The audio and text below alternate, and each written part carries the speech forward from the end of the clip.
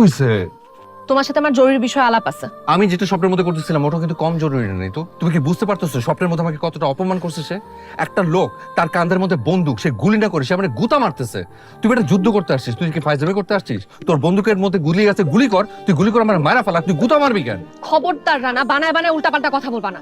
মেয়েরা বিয়ে করে স্বামী আনে, আর আমি আনছি একটা জোকার। এখন একে জোকার বলবো না পাগল বলবো, এই নিয়েই আমি কনফিউজ। আমি তো বিয়ের আগে এরকম ছিলাম না। তার মানে হচ্ছে আমি বোধহয় এই বৈবাহিক প্রেশারটা নিতে পারতেছি না। তুমি আমাকে যথেষ্ট প্রেশারের মধ্যে রাখছো, প্রেশার কমাও। আমি তোমাকে প্রেসারে রাখছি। আচ্ছা ঠিক আছে, এসব নিয়ে তর্ক পরে করা যাবে। তুমি তোমার জরুরি কথাটা বলো, এটা শুনে আমি ঘুমাবো। আমার ফ্রেন্ড পলি একটু আগে, বিশ্বাস করো ওর সাথে না আমার কোনো ধরনের কোনো সম্পর্ক নেই। আল্লাহর কসম আমি ওর ফোন নাম্বারও জানি না। আগে তো পুরো কথাটা শুনবা, তারপর নিজে থেকে কথা বলবা নাকি? তুমি আমার পুরো কথাটা মনোযোগ দিয়ে শুনবা। পলির বার্থডে, ওর স্বামী কেক আনা তো দূরের কথা, ওকে বার্থডে উইশ পর্যন্ত করে নাই। রাত 12টা বাজার পরেও কিছু না হওয়াতে কলি খুব খুব হতাশ।